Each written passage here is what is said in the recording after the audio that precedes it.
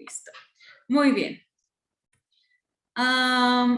Entonces vemos que la justificación tiene muchos pasajes, o la Biblia nos muestra que es muy importante hablar de esto. Ahora, ¿qué es precisamente esta palabra?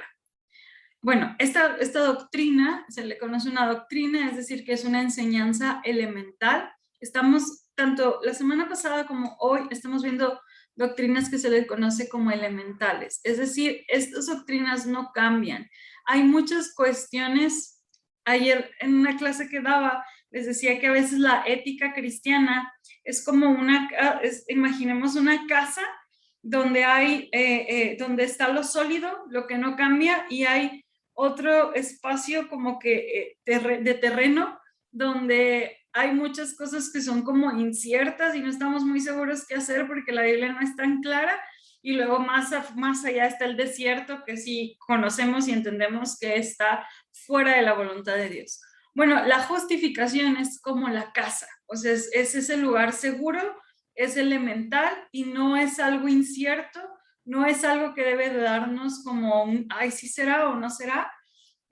La Biblia es como muy básica y muy fuerte en presentar los temas que vimos la vez pasada, que era la fe, el arrepentimiento para ser hijos de Dios, y ahora la justificación. Es muy importante entenderla, pero bueno, ¿qué es esto? El, el, la justificación como definición es ser perdonado y recibido en el favor de Dios. Es decir, Dios me ha justificado mis fallas. Puse como ejemplo una justificación a, bueno, Patti, que es maestra, Ruth, que es mamá de una pequeña. Cuando alguien falta a la escuela, tiene una falta, ¿verdad? Pero para que esa falta no cuente, llevan un justificante, ¿verdad? Un justificante médico, un justificante de deportes o algo para, otra vez, perdón la redundancia, justificar esa falta. Esto quiere decir que la persona faltó, o sea, eso es una realidad. Sin embargo, esa falta ya no vale para afectarle en su calificación, ¿sí? Sí lo hizo, sí falló, pero ya no vale, porque hay un justificante que está demostrando el por qué pasó, ¿verdad? Algo así es la justificación en Cristo. La justificación es el reconocimiento de que nosotros hemos fallado delante de Dios, pero tenemos un justificante. Y este justificante no es cuando digo justificante no me refiero a un pretexto, sino a alguien que va a perdonar o a borrar o a pasar por alto más bien el error que cometimos, ¿sí? Martín Lutero dice, ¿sabes qué quiere decir justificado? Quiere decir que puedo pararme delante de Dios sin mancha ni arruga, sin pecado. Puedo estar delante de Dios porque hay alguien que se puso entre Dios y yo, que fue Jesucristo, para defender aún en medio de mis errores. Para entender más la justificación, tenemos que saber que la justificación consta de dos elementos. Uno es el perdón. Pues para yo necesitar ser justificado, para poder yo necesitar saberme digno delante de Dios, tener una relación con Dios, necesito saber que había un precio que yo no podía pagar. Durante todo el Antiguo Testamento, Dios se presenta como un Dios santo, donde solamente podemos presentarnos delante de Él como santos. Y entonces, al fallar, al pecar, al haber volteado nuestra mirada en la voluntad de Dios, necesitamos que alguien tome este justificante para poder volver a tener acceso con Dios, porque el pecado nos había, digamos, cerrado esa puerta. El perdón se puede considerar como el término de la ira moral, o sea, Dios termina este juicio, esta ira, perdón. Ah, ok. Esta ira y Dios recibe. Ese es el perdón de Dios. Dios recibe a aquellos que han reconocido. Veíamos la clase pasada que para creer en Dios o para ser aceptos como hijos de Dios necesitamos dos cosas: fe y arrepentimiento.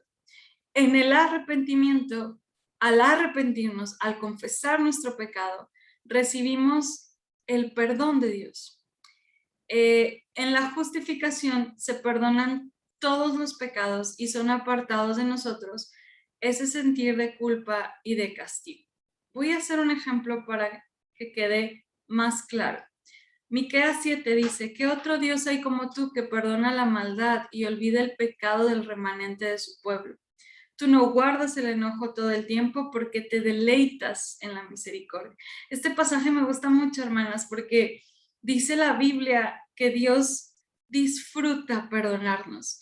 No es un Dios que si voy y digo, Señor, la volví a regar, me volví a equivocar, te volví a fallar. Dios no es un Dios como, ay, ahí vienes otra vez con la misma cantaleta, como yo humana puedo serlo, no.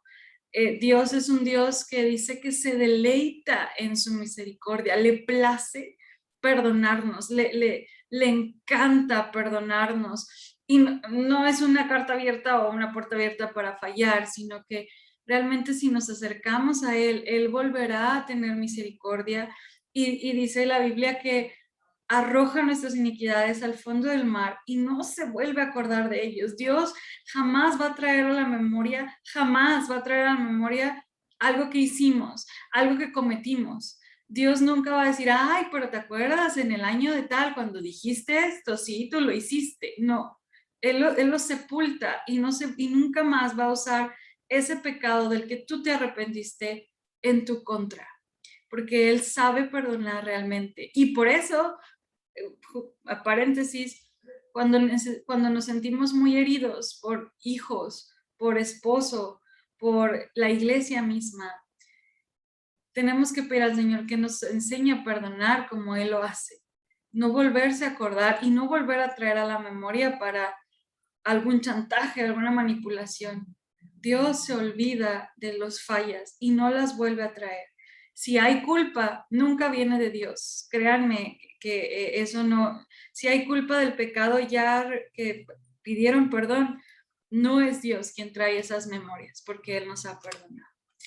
Quiero que hagamos un examen, lo voy a hacer conmigo, no se asusten de examen, sino que veamos una de las grandes fallas que tenemos, sobre todo aquellos que hemos crecido en el Evangelio o que ya tenemos muchos años y nos hablan así como de pecado, nos hablan, es como, no, pues sí, la gente que ha hecho muchas cosas malas necesita este perdón, necesita esta justificación. Yo realmente no he hecho cosas tan malas como para pensar en que necesito un no que necesite, sino que, vamos, no nos sentimos tan pecadores, es una realidad. Como cristianos que hemos vivido una vida pues digna, ¿verdad? Que no, relativamente no hemos hecho tanto daño a nadie, no nos sentimos con esa urgencia de que Dios nos perdone. Pero para eso Dios puso la ley, para hacernos ver que todos necesitamos perdón. Y vamos a hacer un examen con la ley, porque Dios no nos llama a compararnos con los más malos, nos llama a compararnos con su santidad, con quién es Él. Entonces ahí sí, pues todos quedamos bailando. Voy a hacerlo conmigo, pero ustedes háganlo mentalmente. Dice, vamos a ver los mandamientos del 1 al 10. Dice, amarás a Dios por sobre todas las cosas. Es el primer mandamiento. La pregunta es, Ana o hermana Patti, hermana Tere, Ruth, ¿has amado a Dios por sobre todas las cosas en cada momento, cada día de tu vida? En todo momento has puesto a Dios como primero antes que a ti. Has amado a Dios más que a todo lo que tú eres, a tus planes, a tus caminos. ¿Hemos amado a Dios así de radical? Yo no. Yo en muchas ocasiones me he puesto yo primero que a Dios. Yo en muchas ocasiones he dicho que amo a Dios, pero me amo más a mí, es una realidad. Entonces, yo ahí, de los 10 mandamientos, si Dios estuviera en este juicio final y me pusiera los 10 mandamientos como examen, el primer mandamiento ya fallé. Y dice la Biblia que si hemos fallado en uno es como si fuéramos culpables de todo y no podemos estar delante de Dios. Llevo uno. Y luego dice, no tomarás el nombre de Dios en vano. Es decir, no es solamente hablar de Dios y decir, de Jesucristo o algo así. No, no está hablando de ese tipo de expresiones. No tomar el nombre de Dios en vano es prometer algo y no cumplirlo. No tomar el nombre de Dios en vano es decir que somos y realmente nuestra vida está demostrando otra cosa. Yo he tomado el nombre de Dios en vano muchas veces. Santificar el día del Señor. Y esto lleva dos cosas y son muy importantes. Tanto el venir a la casa de Dios a adorar, como el también que Dios me regala espacios de descanso para que mi cuerpo mejore y mi cuerpo descanse. Ahorita lo estábamos viendo en Eclesiastés y le metemos más trabajo. Eso también es santificar el día del Señor. Yo he faltado a la iglesia y he dejado de descansar. Entonces ya llevo 3 de 3. Y luego dice, honrarás a tu padre y a tu madre. Mejor no nos metemos ahí porque yo creo que en algún momento hemos fallado. 5, dice, no matarás. Híjole, a lo mejor no he matado a alguien físicamente, a lo mejor ninguno de nosotros, pero Jesús nos puso la vara muy alta y nos dijo, si tú odias a tu hermano, delante de Dios es como si cometieras un homicidio en el corazón. Guardar un rencor y un coraje delante de Dios es cometer homicidio. Entonces, delante de Dios yo he sido asesina, he sido blasfema, he sido idólatra porque he puesto a otra cosa antes que a Dios. He sido una homicida o una asesina. Igual, no cometerás adulterio, no es solamente el acto físico, sino lo que viene del corazón. Y si le seguimos, seguramente de alguna manera chiquita, menor, pero hemos fallado a Dios. Y es algo que como cristianos, como chicas que estamos aquí queriendo crecer, es entender que yo también he pecado, que yo también he fallado y que necesito, y que si un día me pongo delante de Dios así, Ana, completa, y Dios me saca mis trapitos, yo no puedo estar delante de Dios.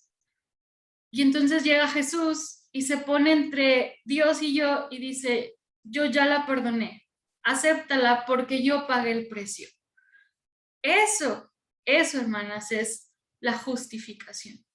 Que Dios se pone en medio entre el Padre y yo darme cuenta que no puedo estar delante de Dios con quien soy, como soy, con lo que siento, con las cosas que he fallado, y urgentemente necesito un Salvador, urgentemente necesito un justificante para estar delante del Padre.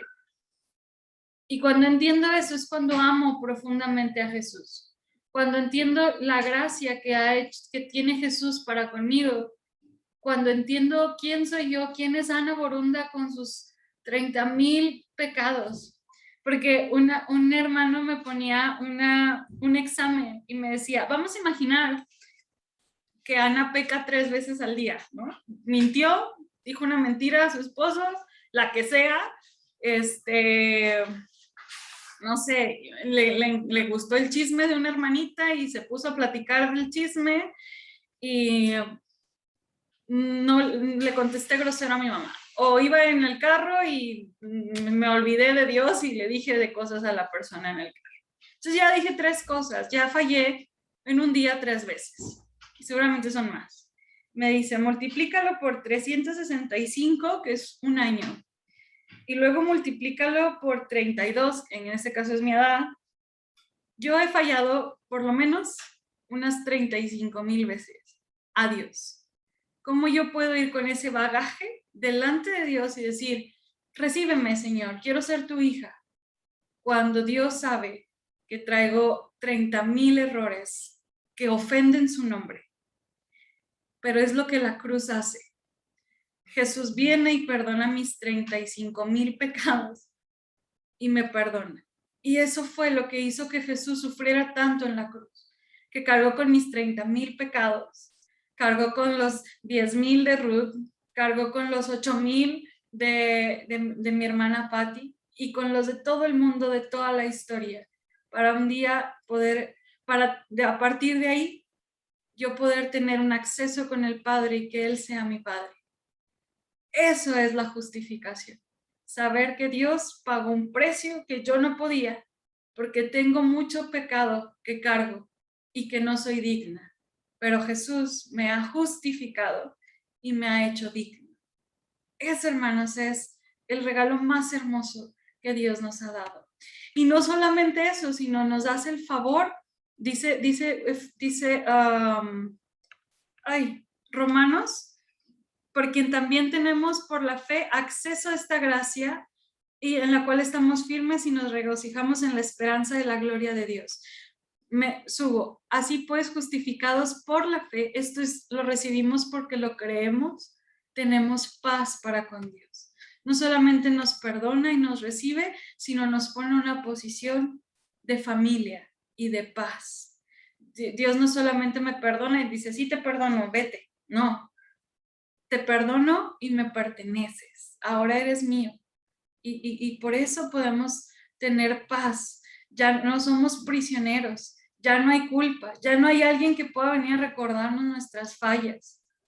El Señor nos ha librado y el Señor nos ha hecho nuevas criaturas y ya no hay alguien que pueda venir a recordar en qué fallé. Y eso no es nada más en un momento, hermanas. Todos los días de nuestra vida, si hemos fallado y nos arrepentimos, nadie puede venir a echar la culpa o a traernos, no sé, a decirnos en qué fallamos cuando Dios nos ha perdonado. Ese es el regalo de la justificación. Y es tan grande esto porque hay una frase que no la anoté, luego se las paso. Me encanta, de Charles Swindoll.